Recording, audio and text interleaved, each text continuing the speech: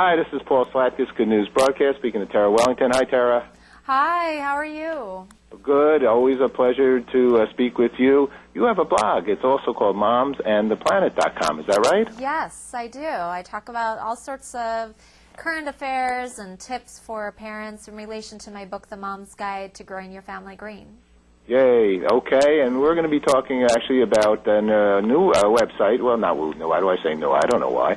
DisneyFamily.com, right? Mm-hmm. Yes. What's on DisneyFamily.com?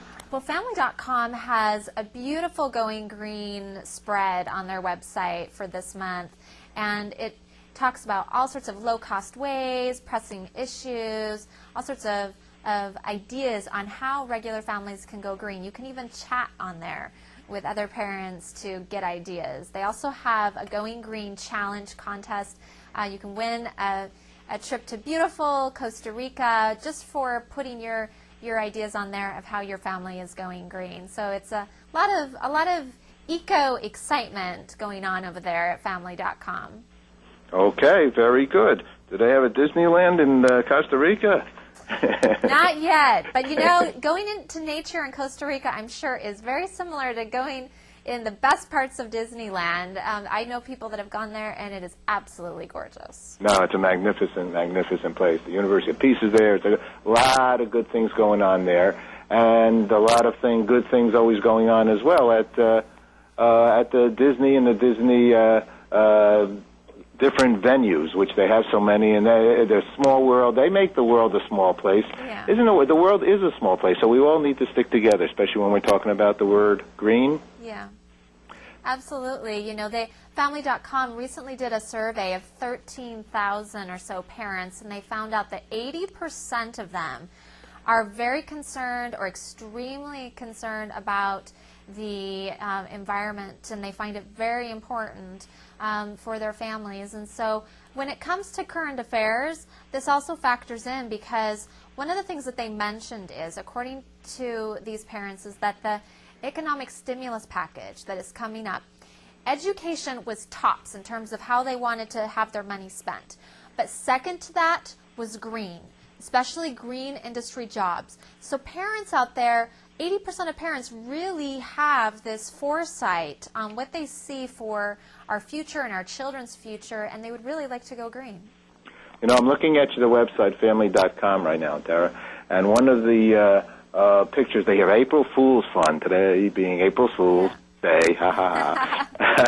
Pranks Going and green more. is not, that's no April Fool's, right? No, it's not serious. April Fool's, but I'm on a diet, and I'm up against the landlord of my building here. And we have a very green building. We have a green TV studio, we have a green screen, and we have green spaces in here. Everybody's sustainable in this building, okay? Oh, that's great. And we're downtown Brooklyn near Brooklyn Academy of Music. In any case, but one of the things that just came to my mind, because I'm looking, I think it almost looks like sushi. I don't know if it is sushi. But, you know, eating less is green. The less we eat, the less it's what the big words are, right? Reduce, reuse, recycle. Yeah. So what do you think about that? Yeah, and it relates to our food, you know, as well. Certainly overconsumption relates to food as well as all the things that we buy, and certainly being a conscious consumer is part of being green. You know, purchasing the things that you only really need. Also going vegetarian or semi-vegetarian is very green, because interestingly enough, you know, livestock produce a lot of greenhouse gases, and so going a little more vegetarian helps the planet. Protecting our food supply. I'm glad you mentioned food, because that is one of the most pressing issues that we have right now.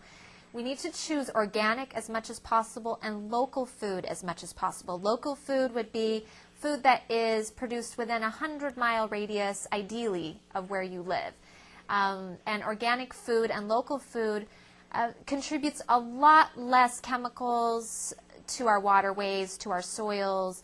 They're better and healthier usually for us, because even if the local food is not organic, they're usually produced by a smaller farmer who cares more about his or her food and is using less chemicals anyway. And they also usually have a relationship through a farmer's market or a co-op with you, the buyer.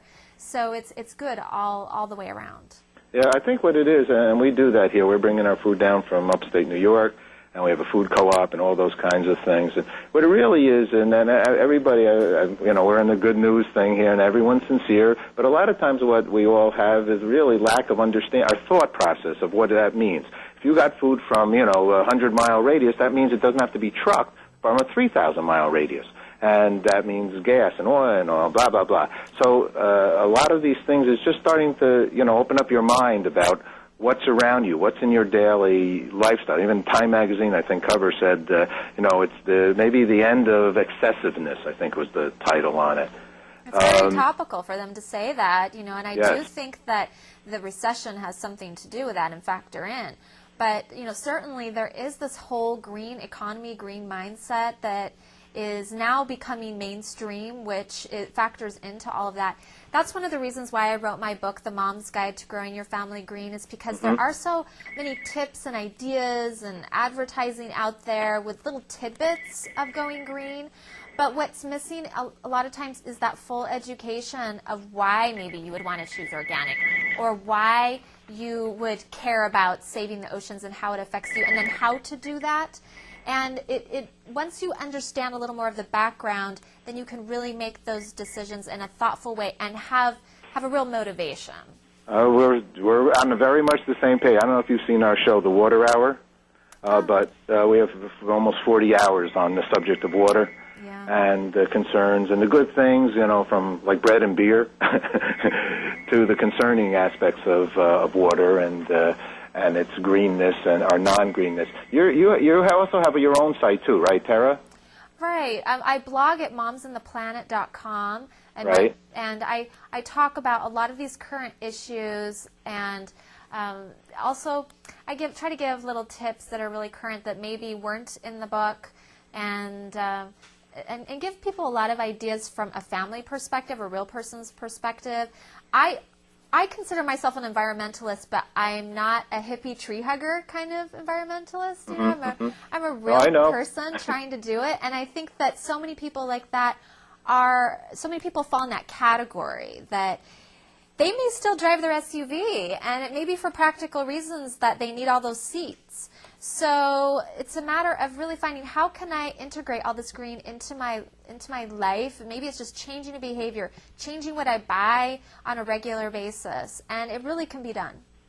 We're very much on the same page, and it's very hard to judge how anybody else is living their life, and we all try to, let's all try our best to do the best we can, I guess, is the key here. I'm looking more at your website, Green 11 Into the Wild. Here's a nice thing. 11. This is the Disney family one. So it's actually literally. I tried to link it as a Disney family, but family.com gets you there. I know that. Into the Wild. 11 great green vacations. Right. In our community, how green are you? Here, this is interesting. Paper, plastic, neither paper and plastic, and there's also a lot of things that we don't know. In essence, that certain items are potentially better. Plastic is not the worst item in the world. A lot of plastic is the worst is a concern. Everybody has different thinking on these kinds of things, but a lot of stuff is coming out more and more, and every day we're seeing it. Any other last thoughts, Tara, that you might want to share? Well, it is true that there's that toss-up sometimes between paper and plastic. I'm of the notion that we really should try to reduce plastic whenever possible. And paper does use trees, but trees are renewable if we're managing our forests responsibly. That's the bottom line, right? Of course. Otherwise, trees grow up again. So as long as we're being careful with that, yes, there is manufacturing and some costs involved with once the trees get cut down and all, but they are biodegradable, they are renewable, and the vast majority of plastic right now is not. There is some compostable plastic, but even with that kind of plastic that's compostable, that was made maybe from corn, generally that has to be sent to a high heat compost facility. You can't even compost it in your backyard. So those are considerations. So choose paper when you can. I'm on that page also. We one time went, the whole group, I brought 7 people to Russia and to Moscow to find a way to get rid of tires. and we literally went into a, this was after the government changed. We're going to have to wrap now. You got to run. In any case, you just bang the tire. You freeze the tire and you bang it and it disappears into small molecules. All right, well, let's talk again, Tara. I always enjoy speaking with you. Thanks so much. All right, bye-bye. Bye-bye.